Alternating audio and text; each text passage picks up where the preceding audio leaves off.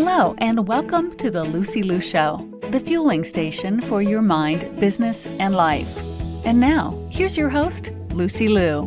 Hello, beautiful souls. Welcome back. If you're new here, welcome. Wow. Episode 130. I am so grateful for you. I'm grateful for the life that has been given to me. And it is only right that in gratitude, we take that life and honor it, have compassion for it, and use it for its divine purpose. Life is full of pain, fear, but also it's full of joy and triumph. This is the divine process, but I choose to live my life with authenticity every day. And that is my truest hope for you as well. So today on the show, I have Dr. Michelle Hanna. She is a speaker, personal and business relationship coach, creator and author of the Self Vows. We're going to talk about how to live an authentic life and how taking self vows can help you stay committed to living your best life. So without further ado, here's Dr. Michelle. Hope you enjoy our conversation. Welcome to the show, Dr. Michelle. Thank you. I'm so happy to be here. Thank you for having me. So I'm a big believer that being authentic is the foundation of living a good life. And I hope you agree with me on that one. Absolutely. A good and truthful life, whatever your truth is. Absolutely. So how do you define authenticity? Well, authenticity, honestly, is just really the truth of who you are. But here's where that gets complicated because we start developing our self concept at a young age from people that we respect, like our parents, our aunts, our uncles, our teachers, whomever is in our life that we look up to. So, unfortunately, some of the things that maybe they have as learned behaviors and bad habits, and maybe they don't even know if they really believe that, maybe they got it from TV, maybe their parents passed it down to them. And it's like, this is right because I say it's right. And then they pass it down to us. And so then I believe that's when we start to kind of move away from authenticity because we are now just believing what someone else says, but we don't really know if that is even true for us. So then we grow up, we go through the world, and I think you come to a point where you have this awakening and you're like, wait a minute, this doesn't feel really comfortable to me. But my mom said, this is the way that I should think. My dad said, this is the way I should think. Oh, my teacher said that this is what I should be when I grow up, But something about that is not feeling comfortable. It's not feeling like home. I believe authenticity is really when we wake up, it's our journey to get back home to where we started from the very beginning and to reconnect back to our truth. So the bottom line is that is a journey in itself because we have to really be accountable of asking ourselves the questions, do I really believe that? Why do I believe that? And really honestly defend, why we believe something and that it resonates and it aligns and it feels good with where we are in our life at that time. And then you are on the path to being authentic. Authentic, lastly, feels free. It's like if you woke up in the morning and you didn't have to worry about judgment and you didn't have to worry about what people would say or how they would feel about you if you were doing something that you really wanted to do. And if that wasn't even an issue, who would you be?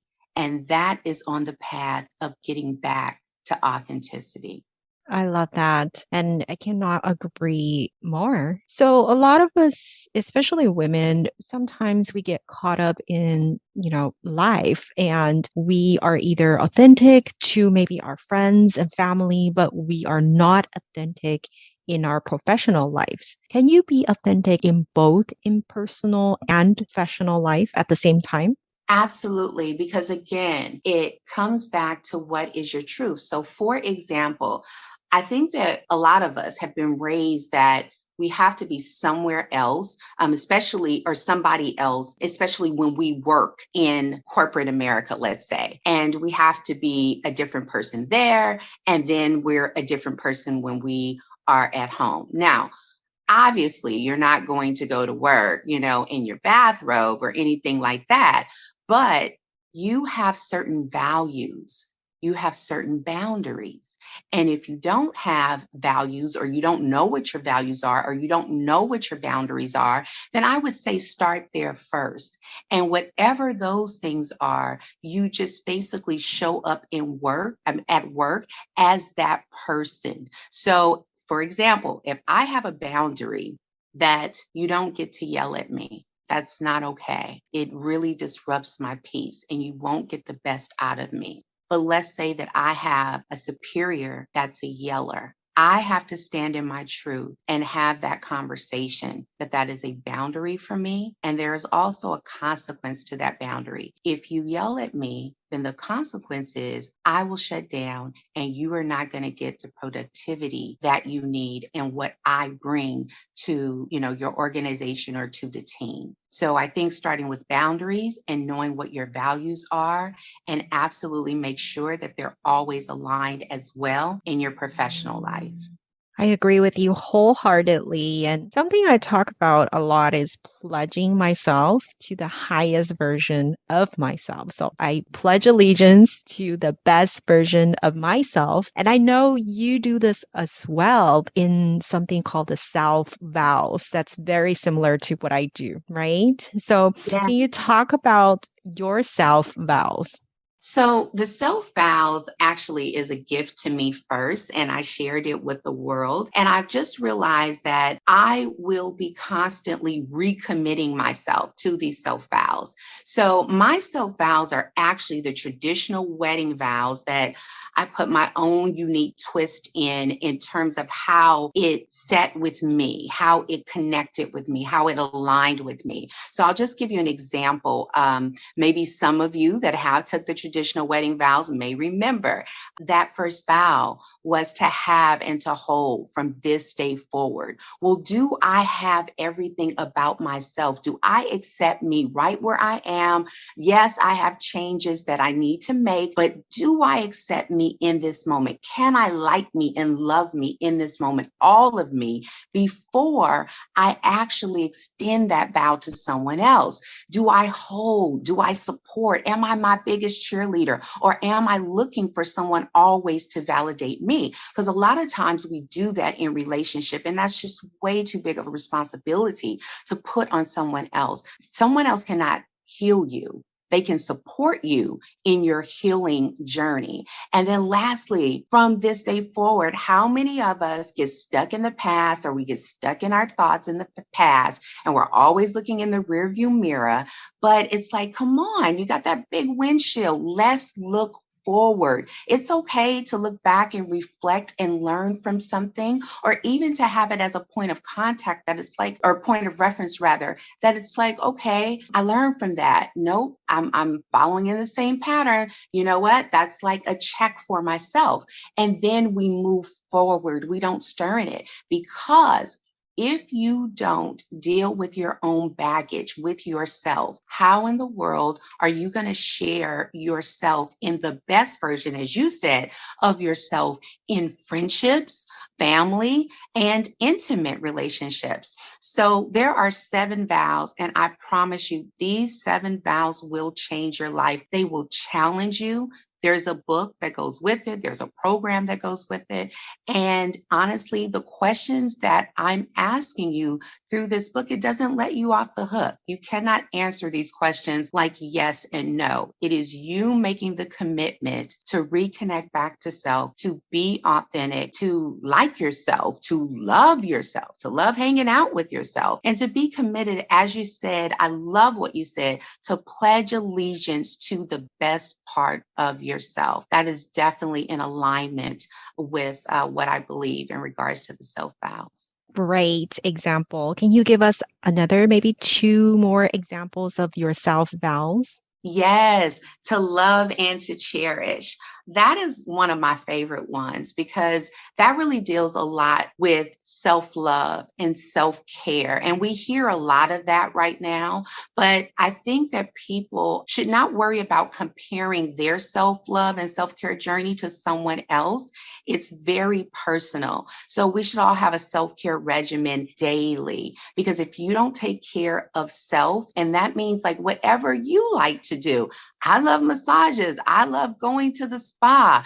I love just having fun walking by the beach. That's fun to me. And that really brings me peace. That's my self care regimen daily. And every morning when I get up, I give myself a do over. That means I forgive myself for everything and anything that happened the day before. That's a part of self care regimen. And then the love part is knowing that Michelle, meaning me speaking to me, Michelle, whatever you go through, wherever you're at, whatever you experience, I love you. And that is not going to change. And to cherish, that means that, you know how you buy something and you just really cherish it, especially the intangible things, where somebody gives you something and it's so intangible and you just really cherish it. Those are feelings that we should feel about ourselves every day. And the last one I'll share is in sickness and in health. I have pudendal neuralgia.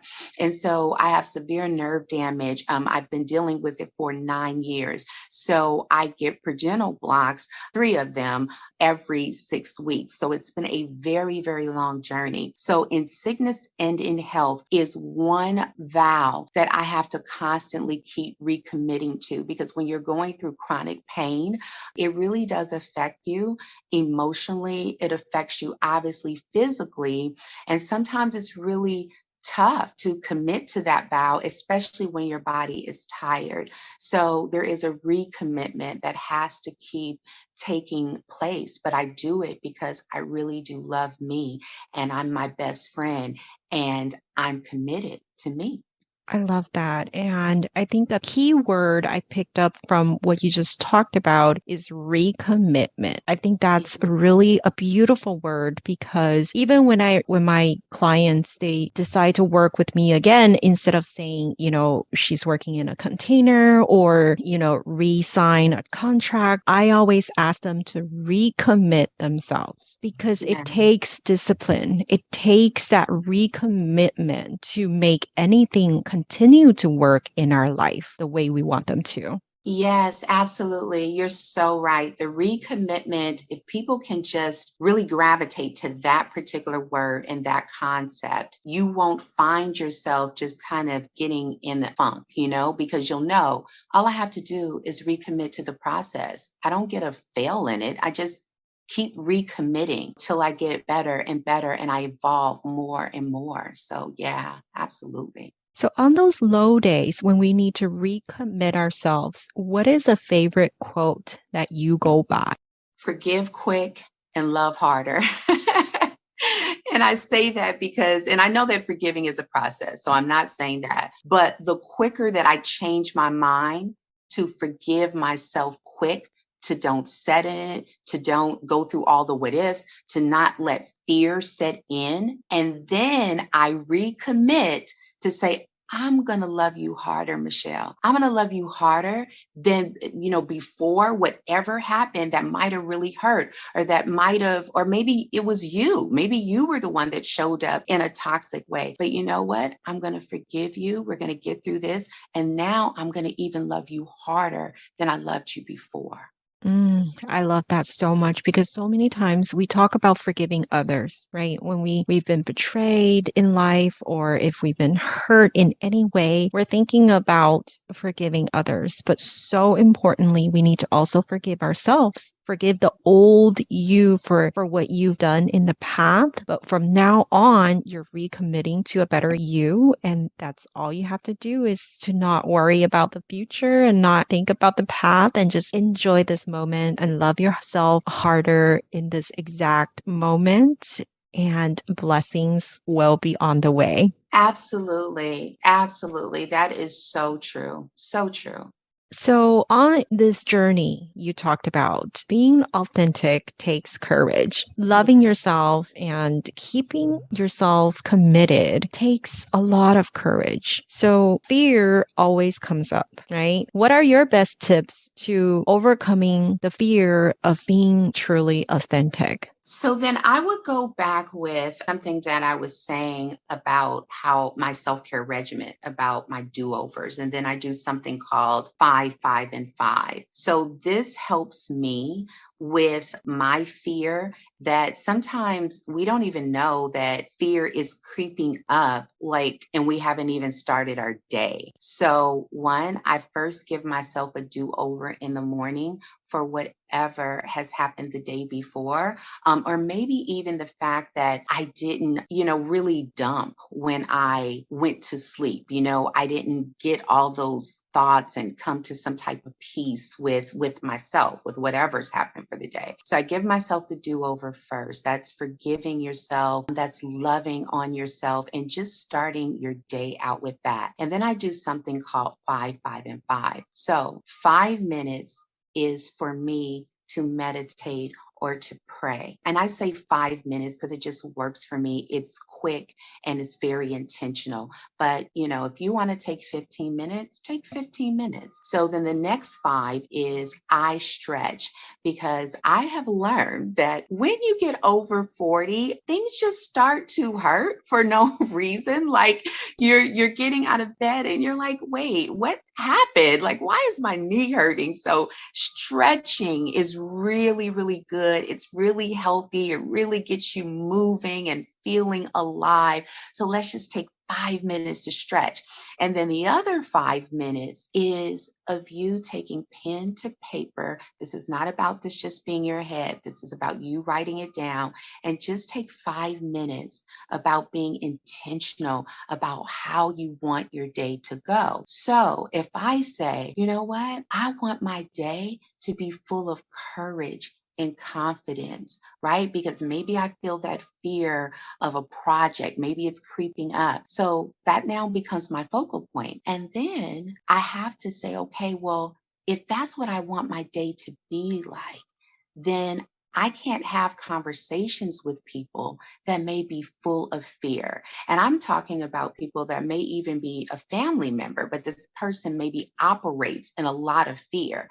And if that is not aligned with what my intention is for that day, I may have to, in a loving way, just not have that conversation with that person or interact with that person, because my focus is to be, to bring that extra courage and confidence in my day, because wherever that fear thought came from, I have to address that in the morning. So that's some examples of how I really deal with fear. Thank you for your wisdom. If you enjoyed Michelle's tips, head over to michellehannah.com. She also has a free authentic checklist where you can download for free some powerful questions that will help you figure out if you're living the authentic life you deserve. Thank you for being on the show again. Thank you so much. I appreciate it. To all the beautiful souls listening, thank you for joining me on this episode of The Lucy Liu Show. When I'm not podcasting, I am coaching high-achieving women in life transitions, getting unstuck,